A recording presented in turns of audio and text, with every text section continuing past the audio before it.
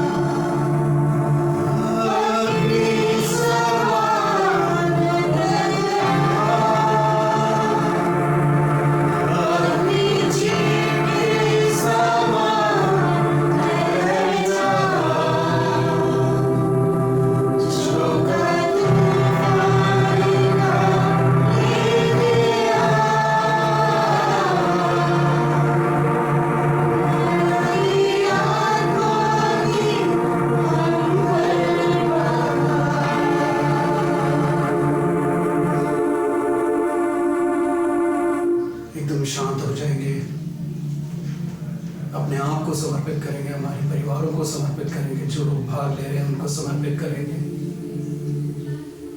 सब पर प्रभु की आशीष बरसे, पवित्र आत्मा के वरदानों से सब भरे।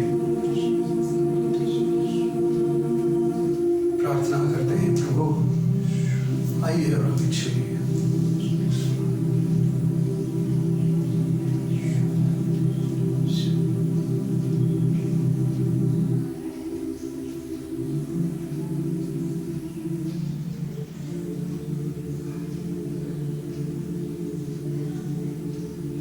पवित्र आत्मा के अभिषेक से हम सबों को भर दीजिए।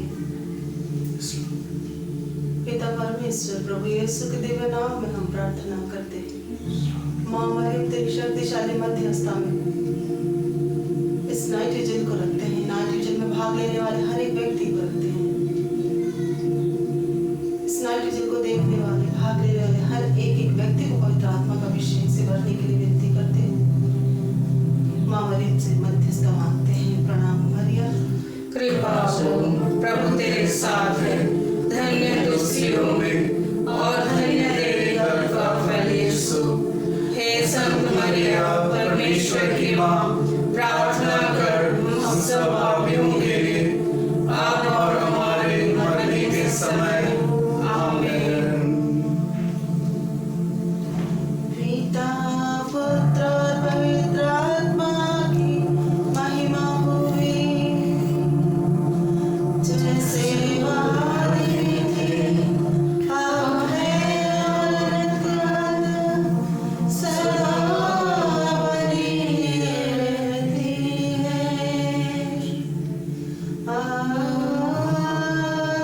आमीन।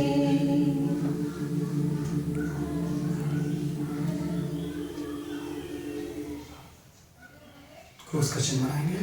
पिता पुत्र पवित्र आत्मा के नाम पर आमीन। जय यीशु। जय यीशु। सबको जय यीशु। Praise the Lord. आप सबों को जय यीशु की। यह समय आगमन काल का समय है और हम सब क्रिस जयंती त्योहार की तैयारी में हैं। अब इसी के तहत में जीवन ज्योति आश्रम दिल्ली की ओर से आज रात्रि जागरण प्रार्थना का आयोजन किया जा रहा है। मैं जीवन ज्योति आश्रम दिल्ली की ओर से आप सबों को इस रात्रि जागरण प्रार्थना में स्वागत करता हूं। आज इस रात्रि जागरण प्रार्थना की अगुवाई करने के लिए हमारे बीच में रेवरेंड फादर आरोख्या स्वामी जी हैं। रेवरेंड फादर आरोख्या स्वामी जी अमरावती धर्म प्रांत के सीक्रेट हार्ट चर्च प्रातवाड़ा में एक बल्ली पुरोहित के रूप में प्रभु की सेवा कार्य कर रहे हैं। इसके साथ ही साथ reverend father आरोख्या Swami ji pastoral director भी हैं और फैमिली कमीशन के डायरेक्टर भी हैं।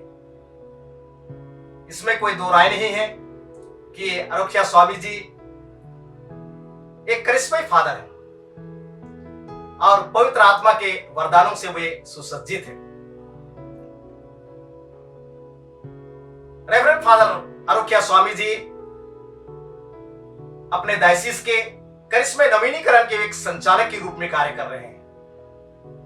Reverend father आरोख्या Swami ji Catholic करिश्मा नवीनीकरण से वे जुड़े हुए हैं और उनका बहुत ही योगदान है।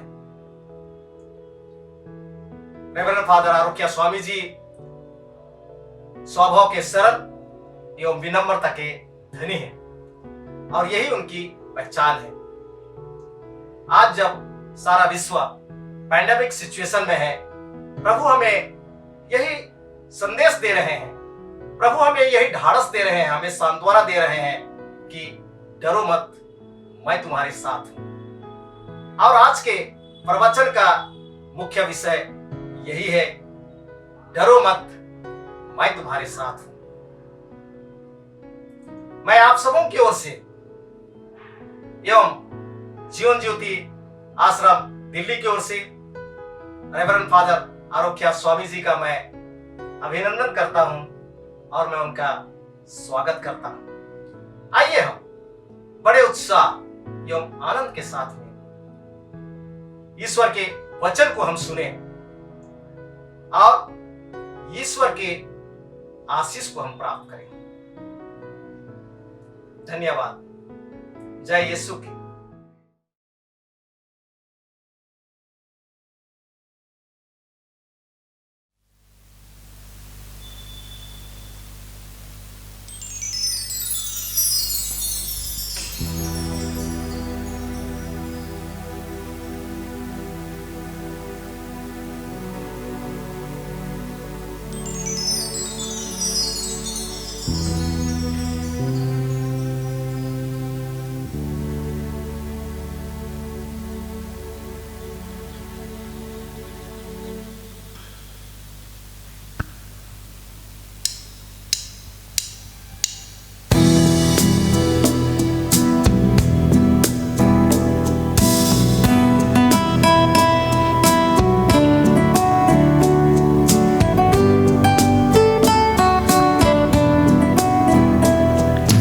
आराधना प्रभु आराधना, आराधना प्रभु आराधना, आराधना प्रभु आराधना, आराधना प्रभु आराधना।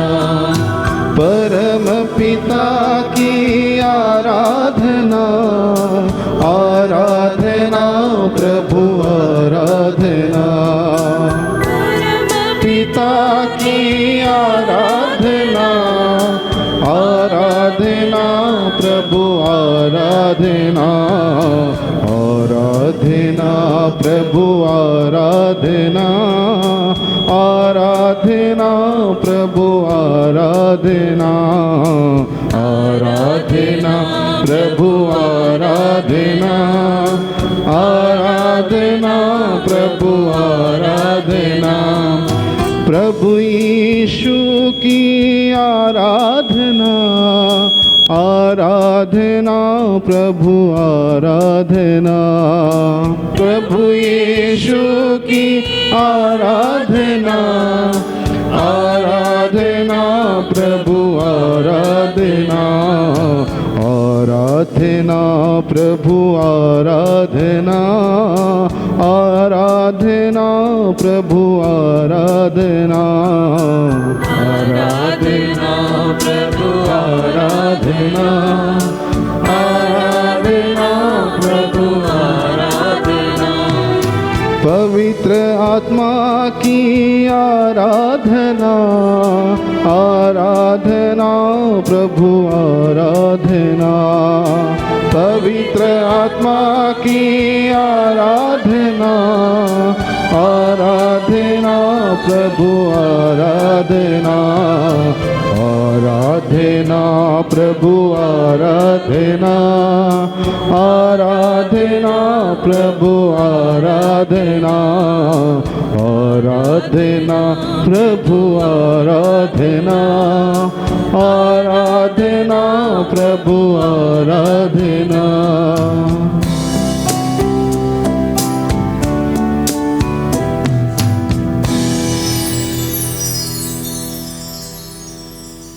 स्तोत्र ग्रंथ अध्याय 66 पद संख्या 1 और 2 में स्तोत्रकार परमेश्वर की महिमा करते हुए कहता है, समस्त पृथ्वी ईश्वर का जयकार करो, उसके प्रतापी नाम का गीत गाओ और उसकी महिमा का स्तुतिगान करो। आइए हम उस महान पिता परमेश्वर की स्तुति करें, जिसने अपने इकलौते एक पुत्र को हम सबों के लिए समर्पित किया। पिता परमेश्वर की स्तुति हो। पिता परमेश्वर को धन्यवाद। पिता परमेश्वर की स्तुति हो। पिता परमेश्वर को धन्यवाद। पिता परमेश्वर की स्तुति हो। पिता परमेश्वर को धन्यवाद। Hallelujah, hallelujah, hallelujah, hallelujah, hallelujah, hallelujah, hallelujah, hallelujah. आइए हम उस पिता परमेश्वर की महिमा करें इस गीत के द्वारा।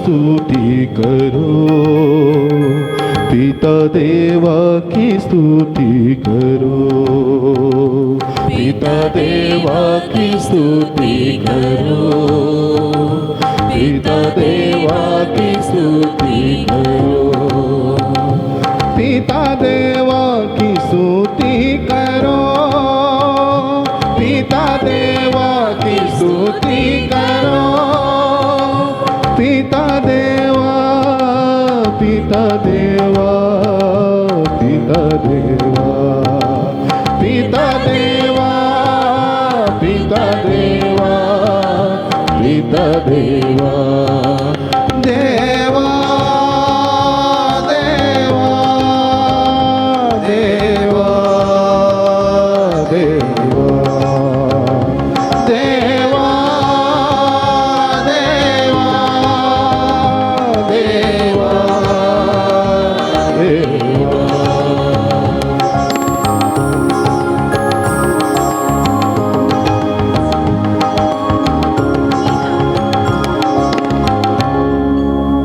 जी हाँ, वही पिता परमेश्वर ने अपने पुत्र को इस दुनिया के लिए दे दिया, इमैनुएल, जो हमारे बीच में रहा।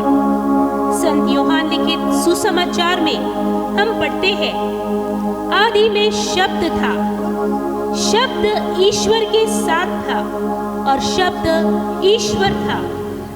वह आदि में ईश्वर के साथ था और उसके द्वारा सब कुछ उत्पन्न हुआ है, उसके बिना कुछ भी उत्पन्न नहीं हुआ है। उसी में जीवन था और वह जीवन मनुष्य की ज्योति था। जी हाँ, वही शब्द शरीर धारण कर हमारे बीच में निवास किया। हमने उसकी महिमा देखी, वह पिता के इकलौते की महिमा, जैसे है अनुग्रह और सत्य से परिपूर्ण। आइए उसी शब्द इमैनुएल, जो हमारे बीच में रहा, जो चरनी में जन्म लेने वाला है, उसकी स्तुति करें, उसकी आराधना करें। प्रभु यीशु की स्तुति हो, प्रभु यीशु को धन्यवाद, प्रभु यीशु की स्तुति हो, प्रभु यीशु को धन्यवाद, प्रभु यीशु की स्तुति हो, प्रभु यीशु को धन्यवाद। Hallelujah, hallelujah, hallelujah, hallelujah, hallelujah, hallelujah, hallelujah, यीशु की स्तुति करें, हालेलुया, गीत के द्वारा। हालेलुया।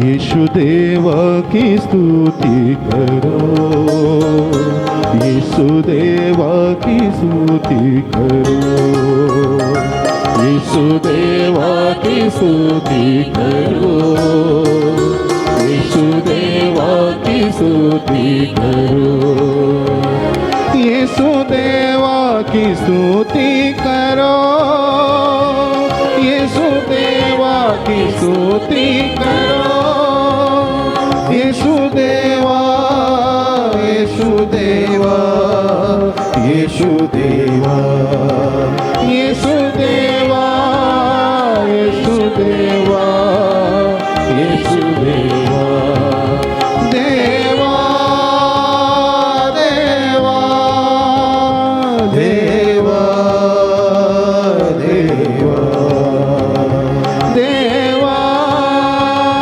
देवा, देवा, देवा। हे पवित्र आत्मा प्रभु, जो निरंतर मेरे यीशु के साथ बना रहा, जो हमें संचलित करता है, हम तेरी स्तुति और तेरी आराधना और महिमा करते हैं राजा। रोमियो के नाम पत्र अध्याय 8 वाक्य संख्या 15 से 16 में वचन कहता है, जो लोग ईश्वर के आत्मा से संचलित हैं, वे सब ईश्वर के पुत्र हैं। आप लोगों को दासों का मनोभाव नहीं मिला, जिससे प्रेरित होकर आप फिर डरने लगे। आप लोगों को गोद लिए गए पुत्रों का मनोभाव मिला, जिससे प्रेरित होकर हम पुकार कर कहते हैं अब्बा, हे पिता, आत्मा स्वयं हमें आश्वासन देता है कि हम सचमुच ईश्वर की संतान हैं। हाँ प्रभु पवित्र आत्मा, हम ईश्वर की संतान हैं और वो हमारा पिता। यीशु जो चरनी में जन्म लेने वाला है, हमें उसके चरणों में ले जा। जिस तरह से नाचते गाते हुए चरवाहे झूमते हुए यीशु के पास गए, उसी तरह हमें आत्मा से परिपूर्ण कर दे, ताकि हम अपने यीशु के पास अपने आप को समर्पित कर पाए। पवित्र आत्मा की स्तुति हो, पवित्र आत्मा की धन्यवाद, पवित्र आत्मा की स्तुति हो, पवित्र आत्मा को धन्यवाद, पवित्र आत्मा की स्तुति हो, पवित्र आत्मा को धन्यवाद। Hallelujah, hallelujah, hallelujah, hallelujah, hallelujah, hallelujah, hallelujah, hallelujah. आइए इस गीत के द्वारा हम पवित्र आत्मा की स्तुति करें। आत्मा देवा की स्तुति करो, आत्मा देवा की स्तुति।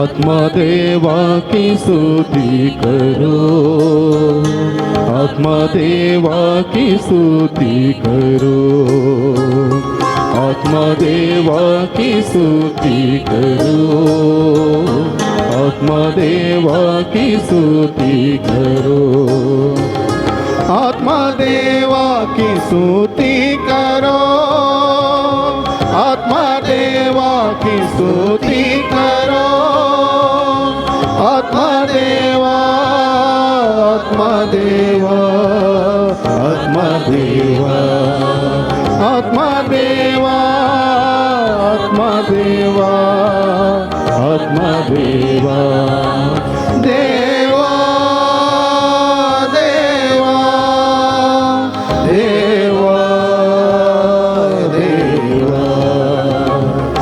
देवा, देवा, देवा,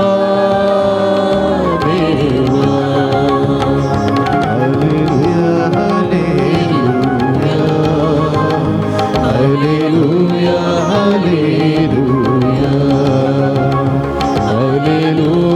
hallelujah, hallelujah, hallelujah, hallelujah, hallelujah.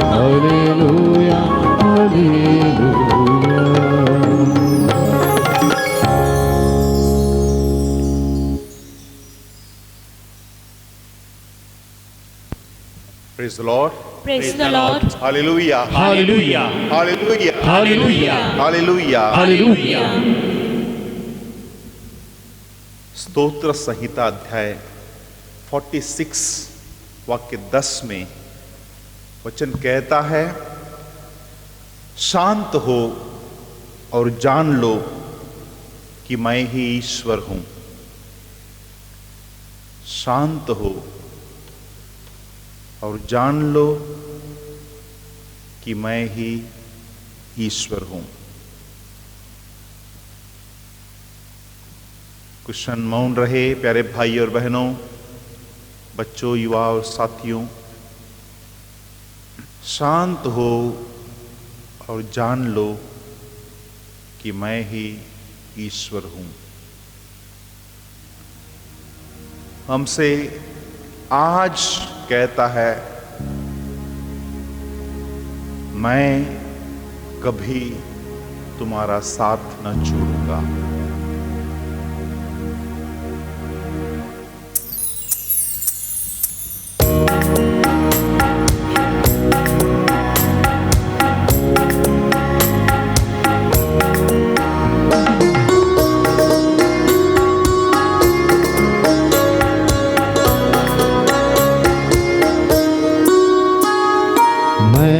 कभी तुम्हारा साथ न छोड़ूंगा, मैं कभी तुम्हारा साथ न छोड़ूंगा। दुनिया के अंतिम क्षणों तक साथ रहूंगा। आंधी हो चाहे तूफान हो,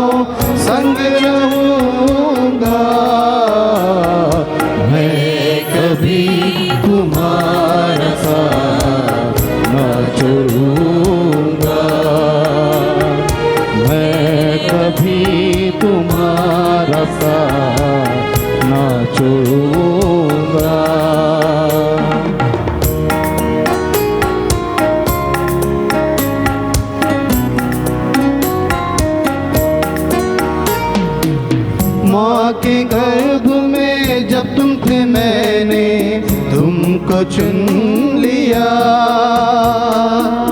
तुमको सवारा दिल में बसाया, प्रेम पार किया। माँ के गर्भ में जब तुम थे मैंने तुमको चुन लिया, तुमको सवारा दिल में बसाया, प्रेम पार किया। तुम मेरे हो, मेरे लिए हो, तुम हो मेरे लिए, बस तुम मेरे लिए।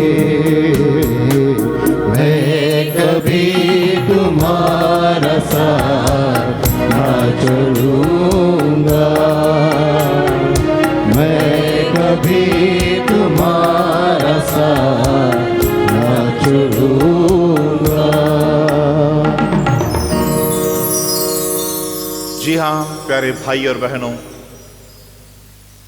स्वर्ग से उतरी हुई इस जीवित रोटी के रूप में प्रभु यीशु क्रिस्त आज हम हर एक से कहता है, मैं तुम्हें कभी नहीं छोड़ूंगा। इस कोरोना महामारी के समय जब हम अलग अलग प्रकार के जालों से फंसे आर्थिक, सामाजिक, आध्यात्मिक, पारिवारिक, व्यक्तिगत समस्याओं का सामना करते हैं, प्रभु आज हर एक से कहना चाहता है कि मैं प्रभु तुम्हारे साथ हूं। प्यारे भाई और बहनों, बाइबल में एक संदेश बार बार घूमता रहता है, वह है मैं तुम्हारा साथ हूं। कहा जाता है बाइबल में 366 बार, 366 टाइम्स यह कहा गया है कि मैं तुम्हारे साथ हूं। We have 365 days in a year. यानी परमेश्वर हर दिन हमसे कहना चाहता है कि मैं तुम्हारे साथ हूं। संत मदर तेरेसा कहती थी, संसार में इंसान का सबसे बड़ा दुख कोई रोग नहीं, महामारी से नहीं, आर्थिक नुकसान से नहीं, बल्कि अकेलापन से। सबसे बड़ा दुख अकेलापन का महसूस करना। इतने बड़े दुनिया में मेरे प्यारे भाई और बहनों, करोड़ों लोग अकेलापन का महसूस करते हैं। एक बार मदर टेरेसा ऐसे ही शहर में जाते समय एक घर की ओर नजर पड़ी उनकी, और देखा कि वो घर जो फर्स्ट फ्लोर में जो रूम है वो अंधेरा में रहता। एक बार बार इन्होंने देखा कि वही रूम अंधेरा में छाया रहती थी। एक दिन फर्स्ट फ्लोर में चढ़कर देखा, दरवाजा ऐसे ही लगाया था। बहुत देर से खटखटाई, कुछ देर के बाद अंदर से एक बूढ़ा व्यक्ति बाहर आया। सब दाढ़ी गीढ़ी बड़ी हुई थी। तो उन्होंने कहा कि मैं अंदर आ सकती हूं। तो उस बूढ़ा व्यक्ति ने कहा बहुत देर के बाद, ठीक है आइए। अंदर जाने के बाद उनसे विनती की, मोमबत्ती की जरूरत है, प्लीज मोमबत्ती दीजिए। उस व्यक्ति ने कुछ भी नहीं बोला। 5-10 मिनट के बाद फिर बहुत उदास के साथ बोला, ठीक है, वो उस कोने में मोमबत्ती है और माचिस भी है। मदर टेरेसा ने मोमबत्ती और माचिस लेकर जलाई। तब उस व्यक्ति के ऊपर देखा, वो तो देखा, व्यक्ति ने कहा, कई महीने के बाद इस कमरे में प्रकाश आया है। मेरा इकलौता बेटा विदेश में है और मैं यहां पर अकेला ही हूं। बहुत दुख की बात है कि कोई मुझे कभी अभी तक मिलने के लिए कभी नहीं आए। कई महीने में से मैं अंधेरा में हूं, लेकिन आज आप मेरे रूम में आए हैं। प्यारी माँ, आपके रूप में मैं ईश्वर का, कि ईश्वर मेरे साथ है, इसका महसूस कर रहा हूं। मदर टेरेसा ने कहा कि आज से लेकर सिस्टर्स आपके घर में आएंगे और ये मोमबत्ती जलाएंगे। बहुत खुशी के साथ मदर टेरेसा को धन्यवाद दिया और उस तब से उसके जीवन बदल गया। प्रभु मेरे साथ है, इसका महसूस संत मदर टेरेसा के द्वारा उस व्यक्ति ने अनुभव किया। एक तरफ देखते हैं प्यारे भाई और बहनों, ग्लोबलाइजेशन के modern scientific technology and communication के वजह से दुनिया छोटी हो गई है। कहा जाता है कि world is a global village. लेकिन दूसरे तरफ घर में कितने भी हो, पास में कितने भी हो, हमारे पास साथ में परिवार हो, मित्र हो, सब कुछ हो, फिर भी बड़े बड़े अमीर लोग भी अकेलापन का महसूस करते हैं। एक उदाहरण बाइबल में भी देखते हैं। यूहन्ना के सुसमाचार अध्याय 5 में हम पढ़ते हैं, यरूशलेम में बेथसैदा कुंड के पास 38 साल से एक व्यक्ति बीमार से पड़ा था। 38 साल, 38 इयर्स। वहां हमेशा भीड़ रहती थी, फिर भी 38 साल से वो ऐसे ही पड़ा था। जब यीशु उसके पास गए और पूछा, क्या तुम ठीक होना चाहते हो? तो तब उसने कहा, प्रभु जी, महोदय, मेरा कोई नहीं है जो पानी के लहराते ही मुझे कुंड में उतार दे। मेरा कोई नहीं है। 1 साल 2 साल नहीं, 38 साल से पड़ा था। अकेलापन का महसूस उतने बड़े भीड़ में भी। ऐसे कितने सारे लोग आज हम में भी कह सकते हैं कि मेरा कोई नहीं है। शायद हमारे साथ बीबी हो, पत्नी हो, पति हो, बच्चे हो, मां बाप हो, फिर भी हम में कितने सारे लोग ऐसी दुनिया में चले जाते हैं कि ऐसा लगता है कि हमारे पास कोई नहीं है। इस समय परमेश्वर आज हमसे कहना चाहता है, यशायाह के ग्रंथ अध्याय 49 वाक्य 15 में, क्या स्त्री अपना दूध मुहा बच्चा को भुला सकती है? यदि वह भुला भी दे, मैं तुम्हें कभी नहीं भुलाऊंगा। इतने बड़े आश्वासन का शब्द ईश्वर हमसे हर एक से कहता है, मैं तुम्हें कभी नहीं भुलाऊंगा। इसलिए आगे वह कहता है, मैं तुम्हें अपनी हथेलियों पर अंकित किया है। ईश्वर के हथेलियों में हर एक का नाम लिखा गया है। इसका महसूस कर नहीं पा रहे। ईश्वर आगे नया विधान में हमसे कहते हैं कि यूहन्ना के सुसमाचार अध्याय 3 वाक्य 16 में, कि ईश्वर ने इस दुनिया को इतना प्यार किया कि अपने एकलौते पुत्र को अर्पित किया। दोषी ठहराने के लिए नहीं, बल्कि इस दुनिया के यानी कि आप में मुझे आनंद जीवन मिले, इतना प्यार किया है। परमेश्वर ने अपने इकलौते पुत्र यीशु को हमारे लिए अर्पित किया है। इसका आनंद हम क्रिसमस में मनाते हैं। यही क्रिसमस काल की तैयारी में हम हैं। प्रश्न आता है, ईश्वर को अपने इकलौते पुत्र को अर्पण करने की क्या वजह थी? क्योंकि कहा गया है कि वह इतना प्यार करता है। एक बार राजा को एक मन में ऐसे प्रश्न आया कि ईश्वर क्यों स्वयं मानव रूप लेकर इस दुनिया में आया, और यह प्रश्न सभी मंत्रियों को पूछा और किसी भी मंत्री ने उत्तर नहीं दे पाया।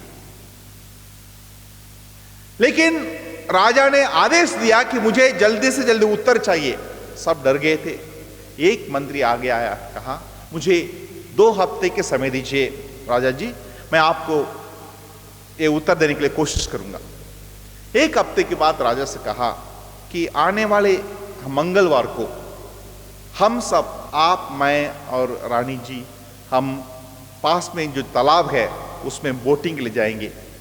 तो कैसे भी उस मंत्री ने राजा को मनाया और राजा ने एग्री किया। और मंगलवार के दिन राजा सुबह अपने सेवक के साथ उस तालाब के पास पहुंच गए, और इस मंत्री उस तालाब में आने की देर हो गई। राजा बहुत बड़े गुस्से में थे और जब मंत्री देर से आए तब उन्होंने एक बच्चा भी लेके आया। तो राजा से माफी मांगी और कहा कि जैसे मैं आ रहा था रानी साहब ने कहा कि मैं नहीं आ सकती, लेकिन बच्चा को लेके आप जा सकते हैं बोट में। तो बोट में बैठ गए।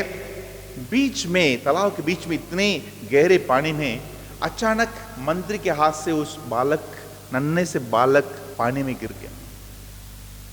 तुरंत ही एक शब्द ना बोलते हुए राजा खुद उस पानी में कूद पड़े।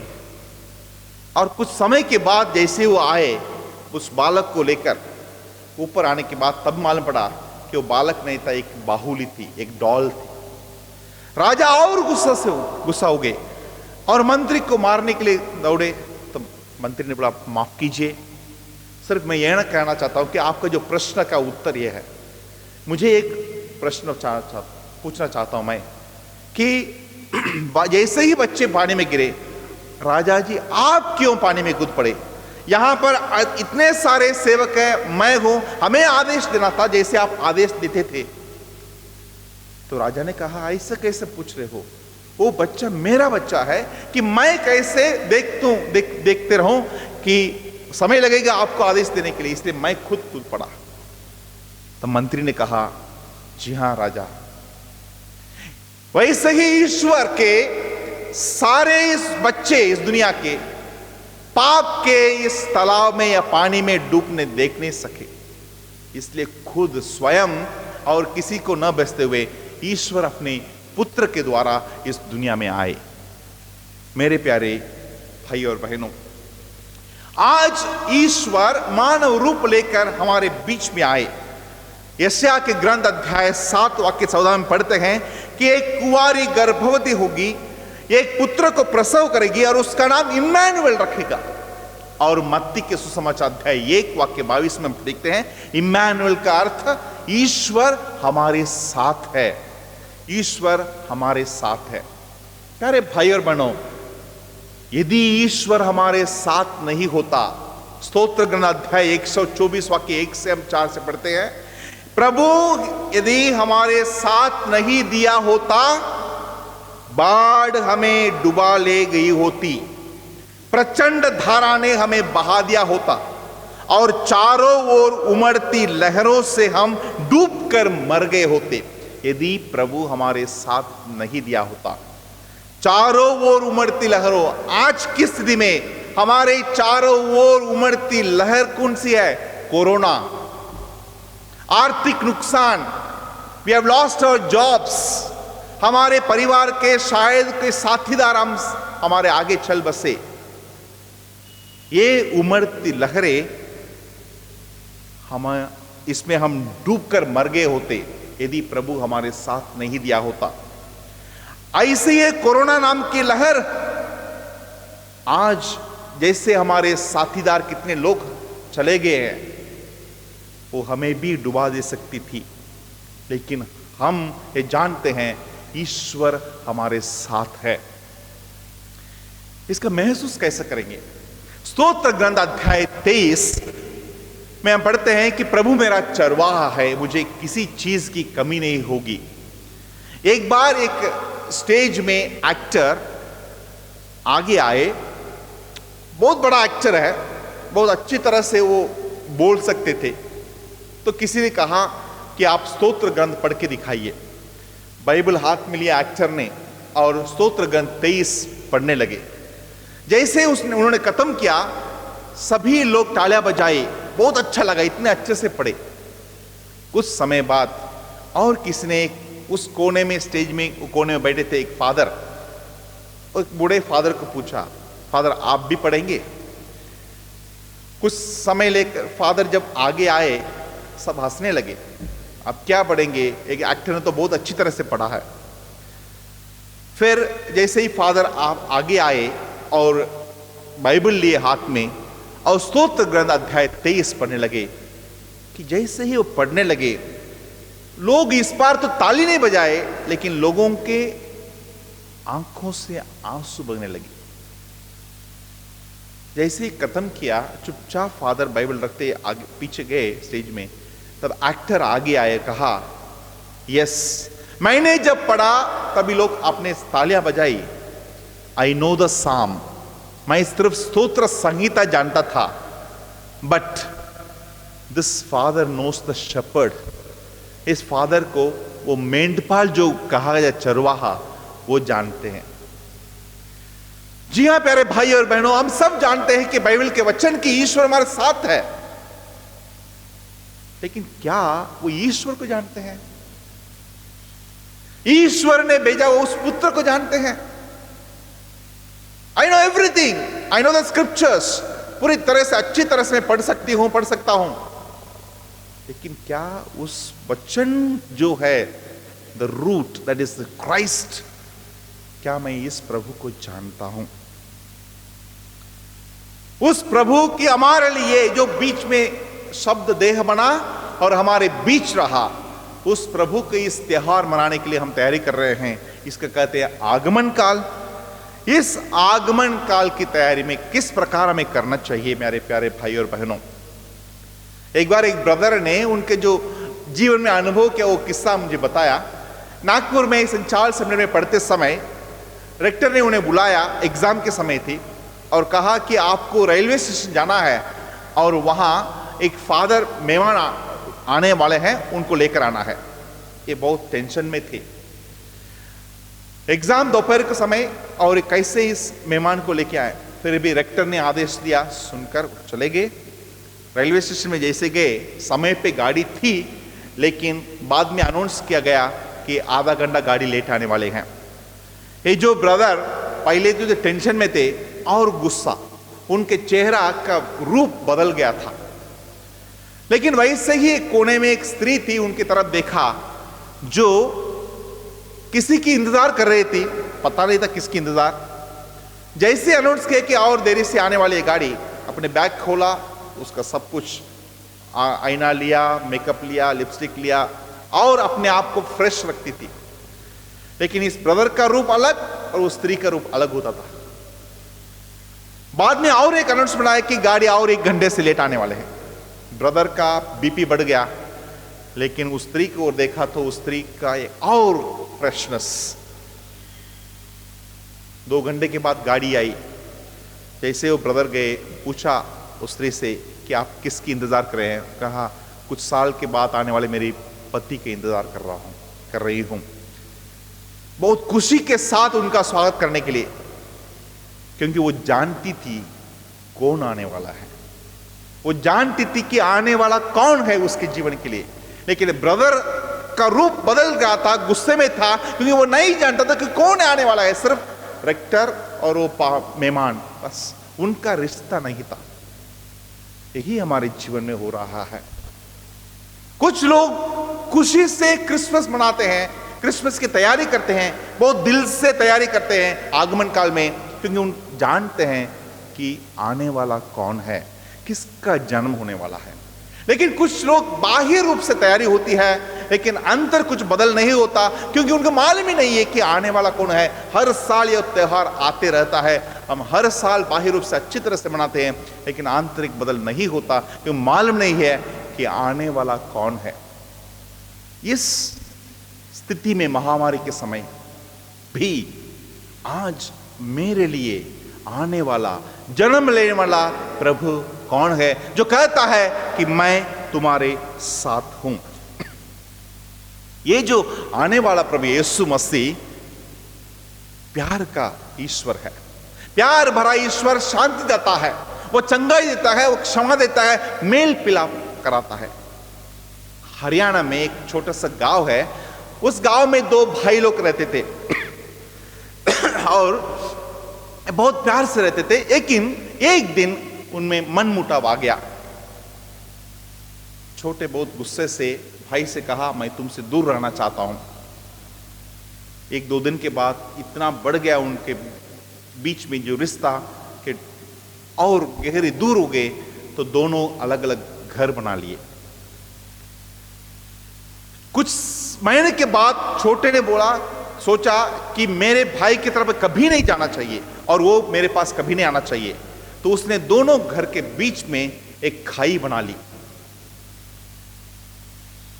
एक दिन बड़े वाले के घर में एक बढ़ई आया और कहा कि कुछ काम है तो दे दो, मैं काम करने के लिए तैयार हूं। तब तक बड़े वाले के मन में भी घृणा बढ़ गई थी कि मेरे छोटे भाई ने खाई बना ली, उसको कभी देखना नहीं चाहता, उस खाई को भी नहीं देखना चाहता हूं। तो दीवार बनाना चाहता था अपने घर के पास में, वो खाई के पास। तो उन्होंने सब कुछ सामान लाकर उस बढ़ई के पास दे दिया और कहा मैं 2 दिन के बाद मैं आऊंगा, आप दीवार बढ़ा के रख दीजिए। तो उस बढ़ई ने उस सभी सामान को लेकर कुछ काम करने लगे कि इनके परिवार पूरा सब बाहर चला गया। 2 दिन के बाद जब आए, वहां दीवार नहीं बना था, लेकिन उस बढ़ई ने उस खाई में एक पुल बनाया था। इसको देखकर इस बड़े भाई के मन में अचंभ में चिल्लाने लगे। तब तक छोटा भाई उस पुल के ऊपर दौड़कर अपने बड़े भाई के पास आया और घुटनों पर रोकर माफी मांगा। कहा, मेरे प्यारे भाई, मैं मेरे विचार से यह सोचता था कि आप मुझसे घृणा करते हैं और मुझसे मेल मिलाप कराना नहीं चाहते, इसलिए मैंने खाई बना के रख दिया। लेकिन आज महसूस हुआ कि आपने पुल बनाकर रख दिया ताकि मुझे मालूम पड़ा कि आप सब मुझसे प्यार करते हैं, मुझे माफ कीजिए करके घुटने पर सभी परिवार को लेकर वापस आया। बड़े भाई ने भी उनका स्वागत किया और बड़े से कहा, आप यहां ठहरिए, आपकी वजह से ये सब हुआ है। तब बढ़ई ने कहा, और बहुत सारी जगह मुझे जाना है जहां पुल बनाना है, पुल बनाना है। यही पुल बनाने के लिए प्रभु यीशु मसीह ऊपर से नीचे आए। जी हाँ मेरे प्यारे भाई और बहनों, इस क्रिसमस का समय मैं यह बताना चाहता हूं कि हम सब ईश्वर के पास आए हैं प्रार्थना के रूप में, फिर भी हमारे बीच में बहुत सारे खाई बनाई हुई है। हमें कौन पुल बनाएगा? पुल बना के में मदद करने वाला ईसा मसीह हमारे बीच में है। मेरे प्यारे भाई और बहनों, मैं अमरावती में कापुस्थली एक पैरिश में था। क्रिसमस अच्छी तरह से मनाए, बहुत धूमधाम से मनाए कुछ साल के पहले, लेकिन कुछ युवकों के बीच में कुछ रिश्ता अच्छी नहीं थी, कटुताई की भावना थी। तो एक ने आके बोला कि क्या क्रिसमस मनाए हैं आप, क्या क्रिसमस का हैप्पी क्रिसमस मनाते हैं, लेकिन मन में तो बड़ा दुख है। पूछा कि क्रिसमस की तैयारी में उन एक दूसरों के बीच में कुछ कटुताई की भावना निर्माण हुई है। तो जैसे ही मिस्सा खत्म हुआ सुबह के, वहां चर्च के अंदर बैठ गए और एक साथ बैठ के विचार विनिमय करने के बाद एक दूसरे सॉरी बोलने लगे। और उनके चेहरा मैंने देखा कि मैं खुद अनुभव किया कि वहां ख्रिस्त यीशु पैदा हुआ है। सिर्फ गौशाले में नहीं, वहां पर उनके चेहरा में जो एक स्माइल देख के मैं बोला, दिस इज क्रिसमस। जी हाँ मेरे प्यारे भाई और बहनों, वही क्रिसमस हमें आज मनाने के लिए प्रभु हमसे बुलाते हैं। Who was he? इस प्रभु की ओर देखिए, कौन? He son of God, स्वर्ग में ईश्वर के पवित्र सिंहासन के पास रहने वाला। खुद ईश्वर कहता है लूकस के सुसमाचार अध्याय 3 वाक्य 22 में, परमेश्वर खुद कहता है, यह मेरा परम प्रिय पुत्र है। लूकस के सुसमाचार अध्याय 9 वाक्य 58 में देखते हैं, ही सन ऑफ मैन। खुद यीशु कहते हैं,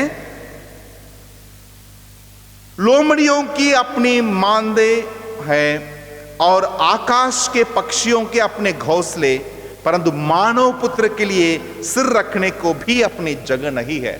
खुद ईश्वर के पुत्र खुद कहते हैं कि मैं मानव पुत्र हूं, सिर रखने के लिए जगह नहीं है। मानव पुत्र को मार्क के सुसमाचार अध्याय 8:31 वाक्य में कहते हैं, मानव पुत्र को बहुत दुख उठाना होगा।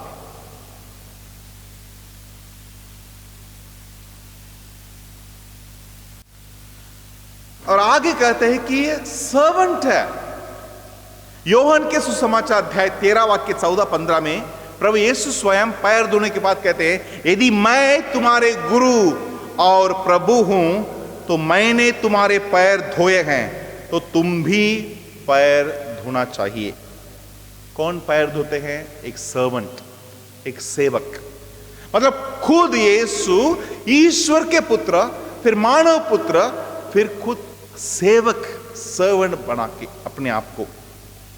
आगे फिलिपियों के पत्र अध्याय 2 वाक्य 6 और 7 में हम देखते हैं, वो ईश्वर थे फिर भी उन्होंने दास के रूप में धारण करने के बाद मरण तक, क्रूस मरण तक आज्ञाकारी बनकर अपने को और भी दीन बना लिया। एक दास के रूप धारण कर, एक slave, son of God, son of man, servant, slave. और यशायाह के ग्रंथ में अध्याय 52 वाक्य 14 में पढ़ते हैं, एनिमल, एक प्राणी के रूप में था। उसकी आकृति इतनी विद्रूप हो गई थी कि वह मनुष्य नहीं जान पड़ता था, मनुष्य नहीं जाना पड़ता था। लोग देखकर दंग रह गए थे। मतलब मनुष्य के रूप सुद्धा नहीं है। Imagine taken the form of an animal. इतना ही नहीं, और नम्र बनाया, और नम्र बनाया। और देखिए किस रूप में हमारे बीच में है। सब एक चीज, एक ब्रेड के रूप में, इस चीज, एक थिंग, ब्रेड के रूप में। योहन के समाध्याय 6 वाक्य 32-35 पढ़ते हैं, ईश्वर की रोटी तो वह है जो स्वर्ग से उतरकर संसार को जीवन प्रदान करती है। रोटी के रूप में हमारे बीच है। इसलिए यीशु का जन्म कहां हुआ था?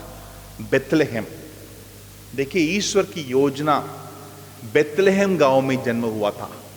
बेथ मतलब हाउस, लेहम मतलब ब्रेड। ईश्वर ने आदि में ही बेथलेहम के गांव में जन्म लेने का ठहराया, मतलब हाउस ऑफ ब्रेड। मतलब हर दिन, हर मिस्सा बलिदान में यीशु रोटी के रूप में जन्म लेते हैं। हर दिन is a Christmas, Bethlehem, every day is a Christmas. इतना ईश्वर हमसे प्यार करता है। देखिए सन ऑफ गॉड से लेकर एक छोटा सा रूप में धारण किया, और हम छोटी व्यक्ति इतना बड़ा ईगो बनाकर अपने आप को कभी कभी ईश्वर बना देते हैं। फिर कैसे ये हम क्रिसमस मना सकते हैं? छोटी सी बुद्धि है हमारे पास, छोटा सा डिग्री है हमारे पास, छोटा सा धन है। हम सोचते हैं कि गाड़ी है, बंगला है, बड़े है। नहीं है मेरे प्यारे भाई और बहनों, एक क्षण, एक पल में हम सब नष्ट हो सकते हैं। लेकिन आज प्रभु हमसे कहता है, मैं तुम्हारे साथ हूं। मैं तुम्हारे साथ हूं का मतलब हम अनुभव कर ले, महसूस कर ले। जी हां, ईश्वर हमारे साथ है इस ब्रेड के रूप में आज इस वेदी पर। आज हमें फिर एक बार याद दिलाते हैं, मैं तुम्हारे साथ हूं। एक प्रश्न है, एक बार एब्राहम लिंकन, अमेरिकन प्रेसिडेंट, कमरे में प्रार्थना कर रहे थे और कोल्ड वॉर चल रहा था। और उस समय उनके जो मिलिट्री के अध्यक्ष थे एब्राहम लिंकन पास आए, आप प्रार्थना कर रहे हैं, प्रभु से पूछिए इस युद्ध में क्या हम अमेरिकन जीतेंगे? कुछ समय अंदर गए, रूम में गए, फिर वापस आए। एब्राहम लिंकन कहे, जैसे ही वापस आए, इस अध्यक्ष ने पूछा, क्या ईश्वर हमारे साथ है? क्या ईश्वर हमारे साथ है? तो उन्होंने कहा, ईश्वर तो जरूर हमारे साथ है, लेकिन प्रश्न है क्या हम ईश्वर के साथ है? क्या हम ईश्वर के साथ है? आज इम्मानुएल प्रभु हमारे बीच में है इस रोटी के रूप में। क्या हम उस प्रभु के साथ हैं? उस प्रभु के साथ तभी होंगे जब हम उस प्रभु के समान पूरे विश्वास के साथ हम एक दूसरे को प्यार करते, क्षमा करते, मेल मिलाप के साथ आने वाले इस क्रिसमस को मनाने के लिए तैयारी करते हैं। तो आइए फिर एक बार शांत हो जाएं और जान ले कि प्रभु ही ईश्वर है। मैं तुम्हारे साथ हूं। आइए मेरे प्यारे भाई और बहनों, हम सब उस पवित्र प्रभु के सामने है जो अपने आप को नम्र बनाकर, दीन बनाकर इस रोटी के रूप में इस पवित्र वेदी पर हमारे बीच आज है, यह कहने के लिए कि तुम अकेला नहीं हो, मैं तुम्हारे साथ हूं, मैं तुम्हारे साथ हूं। Thank you Jesus. Praise you Lord. आम्ही तुझी स्तुती करतो, तुला धन्यवाद देतो प्रभू, तुझे आभार मानतो. केवळ शब्दाने नव्हे तर आमच्या जीवनाद्वारे तुला धन्यवाद देतो प्रभू. मुखाने नव्हे तर आमच्या हृदयातून हे शब्द उमड़ते प्रभु. तूच महान ईश्वर, तेरे नाम की महिमा और स्तुति हम करते प्रभु ईश्वर. Thank you and praise Lord. Hallelujah, hallelujah, hallelujah, hallelujah, hallelujah, hallelujah, hallelujah, hallelujah, hallelujah. Hallelujah. वो कहता है, थके मांदे और बोझ से दबे हुए लोगों, तुम सबके सब मेरे पास आ जाओ, मैं तुम्हें विश्राम दूंगा. मेरे पास आओ. आज हम ईश्वर को छोड़कर और किसी के पास जाते हैं, किसी चीज पाने के लिए, किसी व्यक्तियों को पाने के लिए बहुत प्रयास करते हैं, धन दौलत को इकट्ठा करने के लिए कोशिश करते हैं. फिर भी जितने भी हमारे पास हो, यदि ईश्वर हमारे साथ नहीं है, हम कुछ नहीं है, हम अकेला ही रहेंगे. इसलिए प्रभु हमसे कहता है, मेरे पास आओ, मैं तुम्हें विश्राम दूंगा. प्यारे भाइयों, आइए उस प्रभु की इस पवित्र वेदी की ओर आइए, घुटने पर हो जाएं, अपने आप को समर्पित करें प्रभु के पास, जो हमसे वादा करता है कि डरो मत, मैं तुम्हारे साथ हूं. अपने कमजोरियों को, अपने पापों को स्वीकार करें, अपने घमंड को, अपने बुरे विचारों को उस प्रभु के पैरों तले रखें और कहें, प्रभु आई एम सॉरी, मुझे क्षमा कर.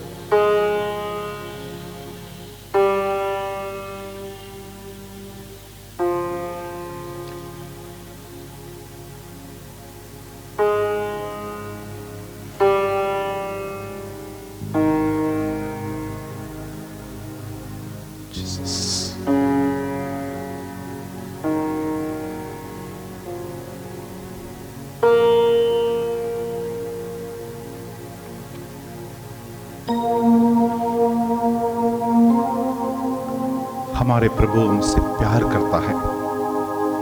जब हम उसे दया की याचना करते हैं, हमारे सभी पापों को क्षमा करता है. हमें उस उड़ाव पुत्र के समान, उसके पिता के समान दौड़ के आकर हमें अपने पास ले लेता है और हमें आज चंगाई करना चाहता है. हमारे शारीरिक, मानसिक, आध्यात्मिक कमजोरियों को स्पर्श कर, हमें छूकर हमें चंगाई देना चाहता है, मन में शांति लाना चाहता है. तो आइए घुटने पर होकर उस प्रभु को समर्पित करें और प्रार्थना करें, प्रभु मुझे स्पर्श कर.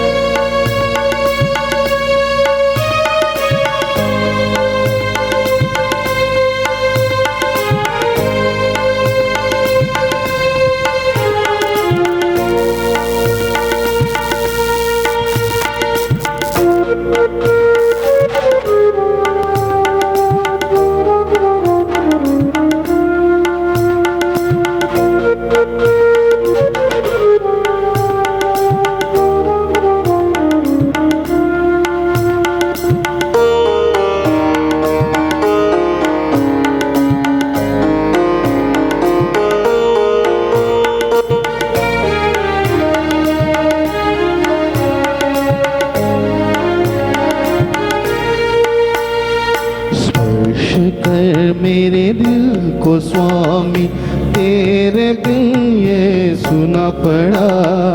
स्पर्श करके नवीन कर दे, द्वार तेरे मैं खड़ा. स्पर्श कर मेरे दिल को स्वामी, तेरे बिन ये सुना पड़ा, स्पर्श करके नवीन कर दे और तेरे मैं खड़ा। स्पर्श कर स्वामी, स्पर्श कर स्वामी, स्पर्श कर स्वामी, स्पर्श कर स्वामी।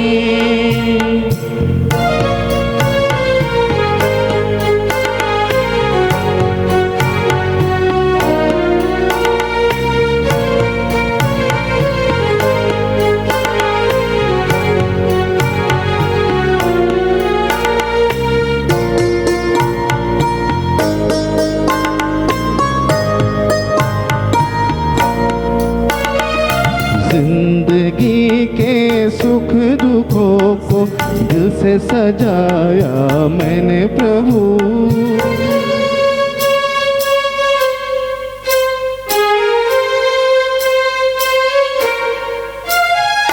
जिंदगी के सुख दुखों को दिल को सजाया मैंने प्रभु।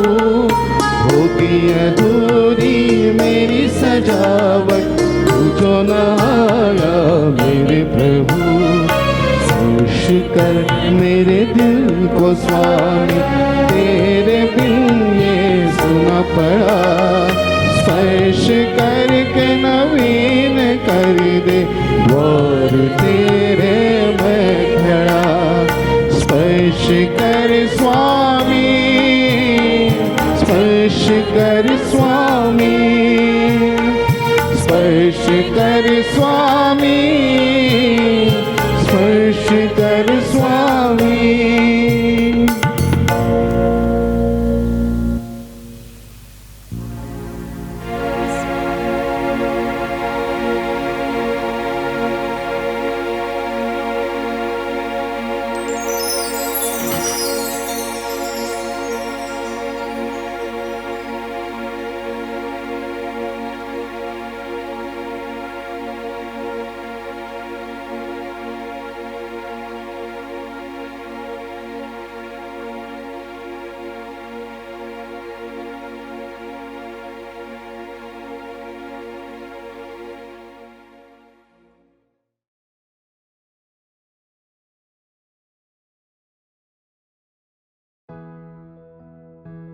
जय यीशु, हालेलुया, हालेलुया, हालेलुया। प्रिय भाइयों और बहनों, मैं जैसा कि अपनी पहली गवाही में बता चुका हूँ कि प्रभु यीशु ने मेरी कमर के गंभीर मार से मुझे चंगा किया और मेरी पत्नी को अस्थमा की गंभीर बीमारी से बचाकर मृत्यु के मुंह से निकालकर नया जीवन दिया। प्रिय भाइयों और बहनों, यह सब अनुभव करने के बाद मैं प्रभु यीशु की भक्ति अच्छी तरह से करने लगा। कुछ समय के बाद फादर लोगों ने बताया कि आपको मिसा में भाग लेना चाहिए, मिसा के लिए जाना चाहिए। मैंने विचार किया कि मिसा सबसे बड़ी प्रार्थना है और बड़ी प्रार्थना सब नहीं कर सकते, सिर्फ क्रिश्चियन लोग कर सकते हैं, क्योंकि उस समय तक मेरा बपतिस्मा नहीं हुआ था। मैंने फादर लोगों से कहा, फादर जी हमारा बपतिस्मा नहीं हुआ है तो हम मिसा में कैसे भाग ले सकते हैं, ये बड़ी वाली प्रार्थना हम कैसे कर सकते हैं। फादर ने कहा कि आप मिसा में भाग ले सकते हैं, ये बड़ी वाली प्रार्थना कर सकते हैं, सिर्फ पवित्र ख्रिस्त शरीर मत लेना। अगले दिन 3 दिन लगातार मैं मिसा को गया आया, गया आया, गया आया। मैंने देखा कि मिसा में सिर्फ पवित्र ख्रिस्त शरीर ही लोगों को बांटा जाता है और बाकी कुछ नहीं। मैंने फादर को आकर बताया कि फादर जी मिसा में सिर्फ पवित्र ख्रिस्त शरीर ही बांटा जाता है और कुछ नहीं। फादर ने कहा कल तुम समय से मिसा में जाओ और फादर मिसा की शुरुआत पिता पुत्र और पवित्र आत्मा के नाम से शुरू करेंगे, तब से लेकर मिसा के अंत में पिता पुत्र और पवित्र आत्मा के नाम से आशीष देंगे। ध्यान से सुन लेना और फिर आपको समझ में आएगा कि मिसा में क्या क्या मिलता है। अगले दिन समय से मैं मिसा के लिए गया। फादर जो गोंसाल्विस मिसा कर रहे थे। मिसा की शुरुआत हुई और लोग पश्चाताप की विनती बोल रहे थे, अपनी छाती को हाथ लगा रहे थे। मैं दोनों हाथ बांध कर खड़ा हुआ था और मुझे अनुभव आया कि कोई मुझे संकेत कर रहा है कि मैं भी छाती को हाथ लगाऊं। मैंने यहाँ वहाँ देखा, लोग अपने अपनी प्रार्थना में लगे हुए थे।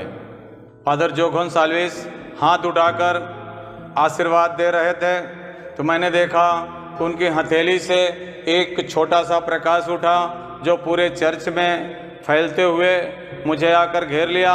अब मैं पवित्र आत्मा का गहरा अनुभव करने लगा और मुझे याद आया कि रिट्रीट में हम 2-3 दिन में जब पाप स्वीकार करते हैं तब पवित्र आत्मा का गहरा अनुभव करते हैं। और यहाँ मिसा में कुछ ही मिनट में पश्चाताप की विनती करने के बाद फादर के आशीर्वाद देते हुए उनके हाथ से जो पवित्र आत्मा का प्रकाश लोगों तक पहुंचा है, यह तो बहुत ही अनोखा अनुभव है। मिसा समाप्त हुई, मैं आनंद के साथ घर आया। अब मेरा मिसा के प्रति लगाव बढ़ गया। मैं रोज मिसा को जाने लगा, समय से पहले जाने लगा, उस दिन का वाचन पढ़कर जाने लगा, अच्छी तरह से प्रार्थना करके जाने लगा कि हे प्रभु, मिसा में आप हमें आपके जीवित उपस्थिति का नया नया अनुभव कराइए। पर भाई और बहनों, ये सब दौर चलता रहा। उसी बीच में मेरी मुलाकात अन्य कलीसिया के लोगों से हो चुकी थी। अन्य कलीसिया के लोग जो मिसा के प्रति, माता मरियम के प्रति, कैथोलिक चर्च के प्रति उनके मत ठीक नहीं थे। वो दुविधा में की बात बताते थे।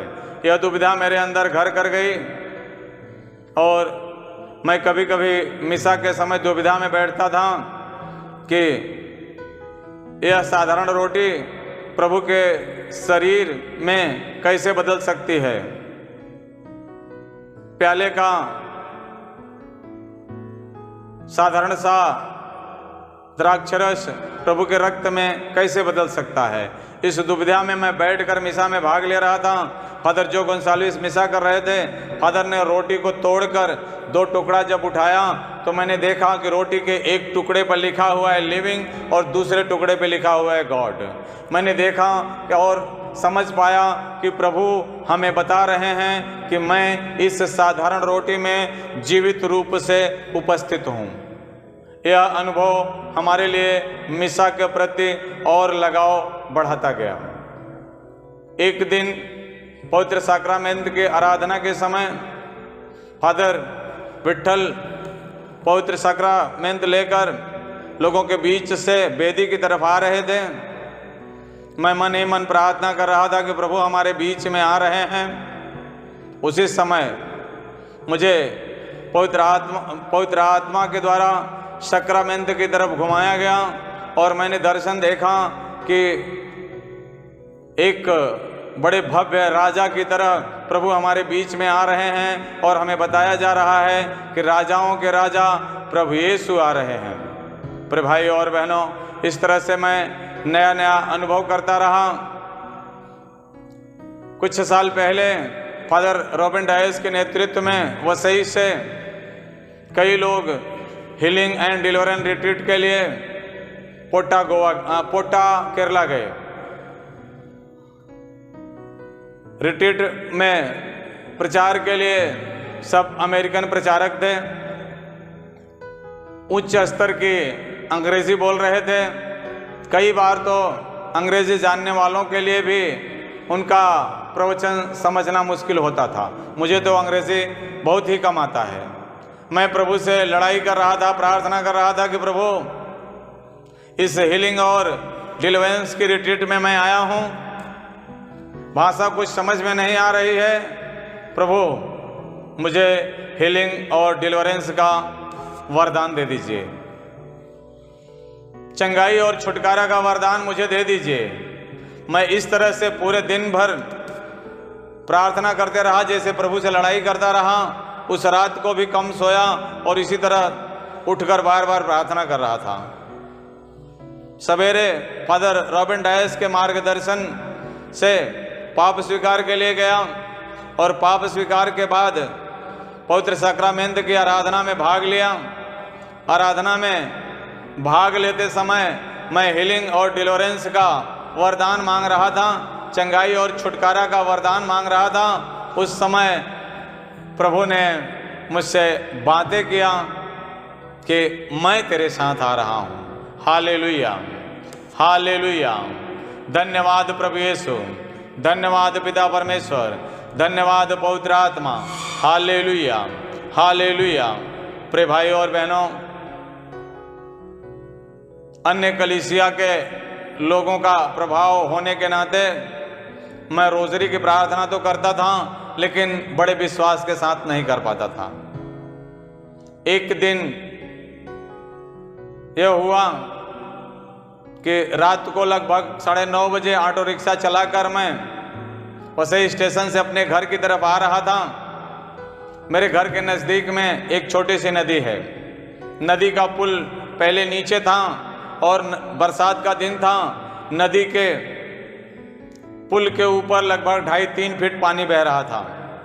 पुलिस वाले इधर वालों को इधर, उधर वालों को उधर वापस भेज रहे थे। मैं एक कोने में खड़ा हो गया। सब लोगों के जाने के बाद मैं देखा कि एक मजबूत बैल आया और पानी में पुल के ऊपर आगे बढ़ने लगा।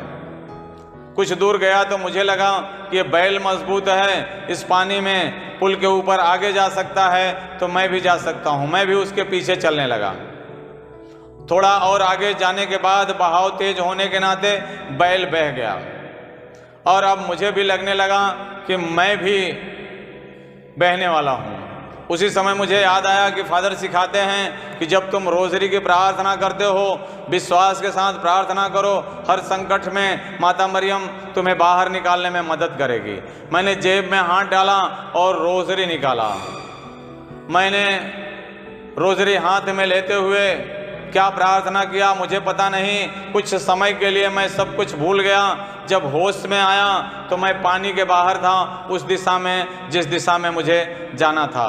मैं विश्वास करता हूँ कि माता मरियम ने इस संकट में मेरा हाथ पकड़कर मुझे बाहर निकाला। हालेलुया। धन्यवाद प्रभु यीशु, धन्यवाद पिता परमेश्वर, धन्यवाद पवित्र आत्मा। Hallelujah, hallelujah. प्रिय भाइयों और बहनों, मेरे परिवार में बड़ा संकट था। गांव में लोग परेशानियों से जूझ रहे थे। इसके पहले हम अनेक बाबा बोझा पंडित पुजारी के पास जा चुके थे। वो लोग कहा करते थे तुम्हारे घर में बड़ा भूत है, तुम्हारे परिवार को बड़ा भूत लग गया है, वह सब कुछ बर्बाद कर देगा, उसे निकाला नहीं जा सकता है। मैंने फादर लोगों को बताया। फादर लोगों ने कहा आप गांव जाओ, हफ्ते में 1 दिन उपवास करो, रोजरी की प्रार्थना करो, भूत घर छोड़कर भाग जाएगा। मैंने ऐसा ही किया। मैं गांव गया, शुक्रवार के दिन उपवास किया, रोजरी की प्रार्थना करने के लिए बैठ गया। एक रहस्यमय आंख बंद कर बोल रहा था तो मैंने बंद आंखों में देखा कि एक काला बैल गुस्से से मेरी तरफ देख रहा है। मैंने आंख खोला तो कोई बैल नहीं। दूसरा रहस्य, मैंने फिर आंख बंद करके शुरू किया। मैंने फिर से देखा कि काला बैल गुस्से से मेरी तरफ आ रहा है। आंख खोला तो कोई बैल नहीं। तीसरी बार मैंने विचार किया कि आंख बंद करके नहीं बल्कि आंख खुली करके प्रार्थना करूंगा। आंख खुली करके रोजरी की प्रार्थना बोल रहा था और मैंने देखा कैसे भी आंख बंद हो गई। मैंने देखा कि वह काला बैल गुस्से से मेरी तरफ दौड़ते हुए आ रहा है। मैं डर से उठकर भागा। उसी घर में 5-7 कदम जाने के बाद मैं गिर गया और मैं बिल्कुल डरा हुआ था, घबराया हुआ था। मेरी आंखें बंद थी और मैं देख पा रहा था कि पीछे से कोई आ रहा है। लंबा आदमी सफ़ेद पोशाक में पीछे से आया, मेरी दोनों बाह पकड़कर उठाया और कहा डरो मत, मैं तुम्हारे साथ हूँ। आंख खोला तो सामने बैल नहीं, पीछे वह आदमी नहीं। मैं थोड़ा विस्मित हो गया, लेकिन मेरे अंतर मन में एक शांति का अनुभव करने लगा। जो मैं डरा घबराया हुआ था सब डर निकल गई। प्रभु यीशु अपने शिष्यों से बार बार कहते हैं डरो नहीं।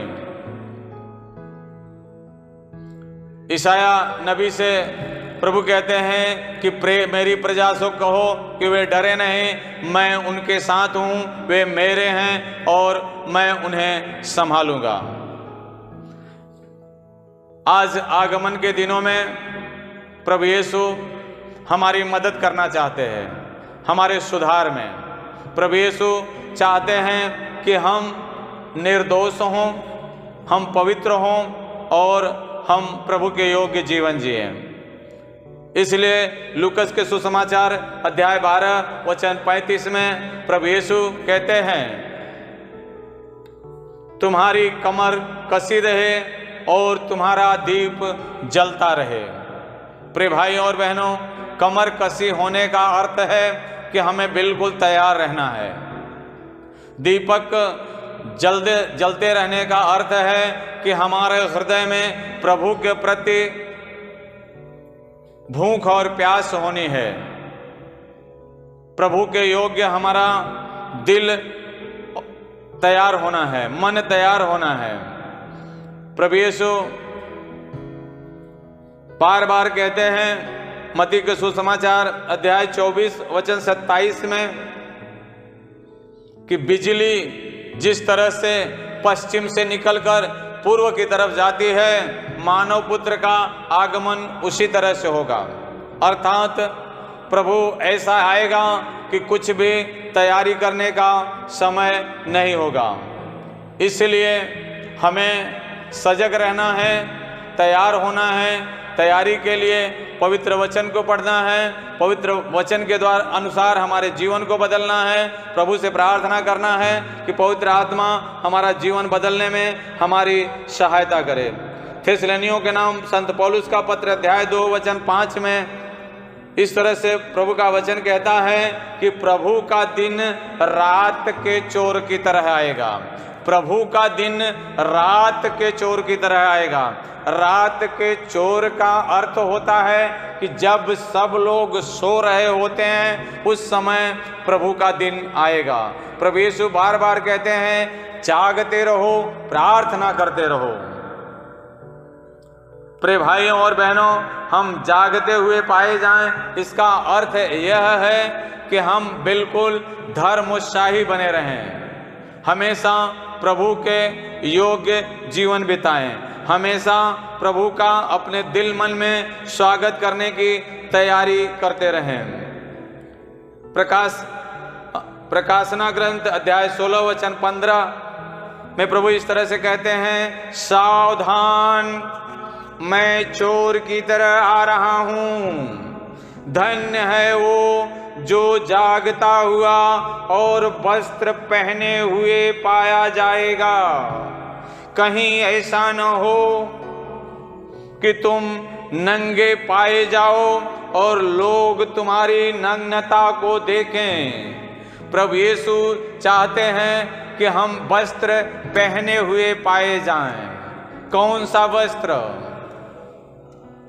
प्रभु यीशु ने बार बार अपने शिष्यों से कहा कि तुम जागते रहो, प्रार्थना करते रहो, परमेश्वर के आशीष और महिमा में बने रहो। क्योंकि संत पौलुस रोमियो के पत्र अध्याय 3 वचन 23 में कहते हैं कि सब ने पाप किया और परमेश्वर की महिमा से वंचित हो गए। अर्थात जब लोगों ने पाप किया तो परमेश्वर की महिमा का वस्त्र उनके ऊपर से हट गया। इसी बात को हम देखते हैं कि जब परमेश्वर ने आदम और ईव को बनाया, अदन वाटिका में रखा, परमेश्वर ने उन्हें आशीर्वाद दिया और कहा कि फलो फूलो और धरती पर फैल जाओ।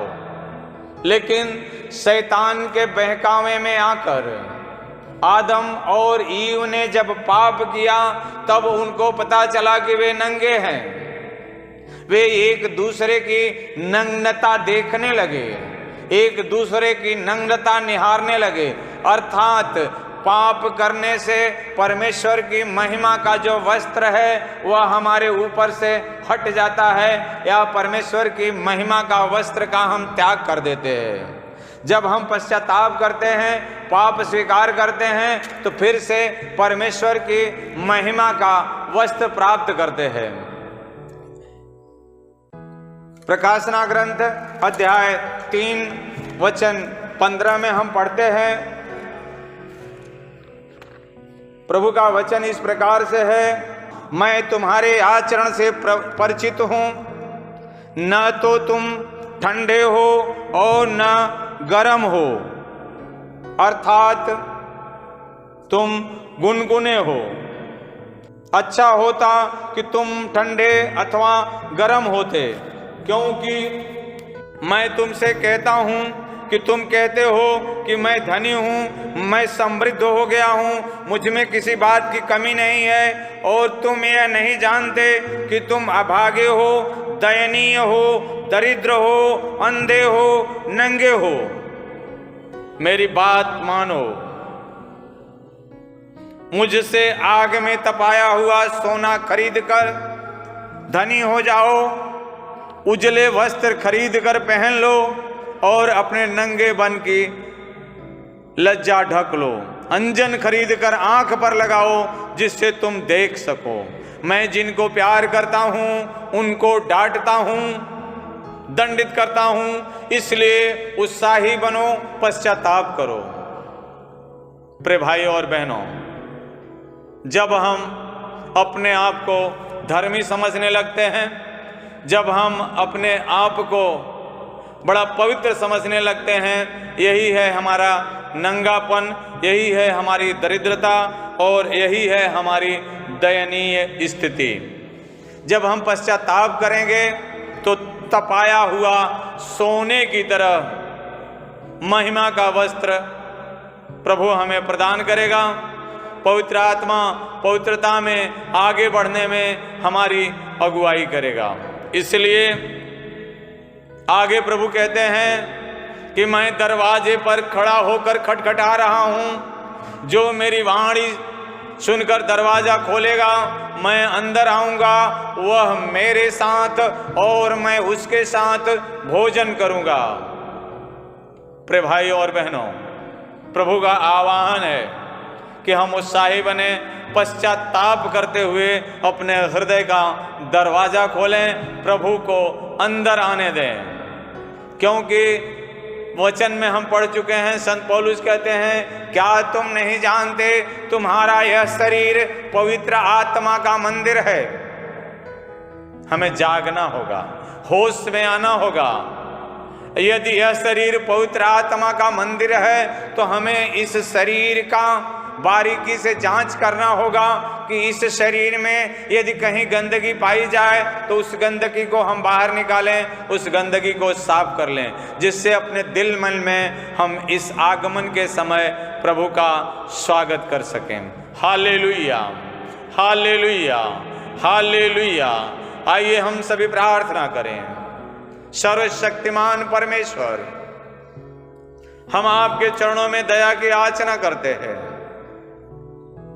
हम सबको अच्छे पश्चाताप का हृदय प्रदान कीजिए, जिससे हम तपाए हुए सोने आपकी पवित्र आशीष को ग्रहण करके महिमा के पवित्र वस्त्र से अपने नंगेपन को ढक सकें, पवित्र आत्मा के प्रकाश से अपना अंधापन दूर कर सके और आपकी आशीष और कृपा से दरिद्रता से बाहर आ जाएं, दैनिक स्थिति से बाहर आ जाएं और आपके कृपा पात्र बन जाएं। यह प्रार्थना हम आपके चरणों में आपके पुत्र प्रभु यीशु के नाम से मांगते हैं। आमीन।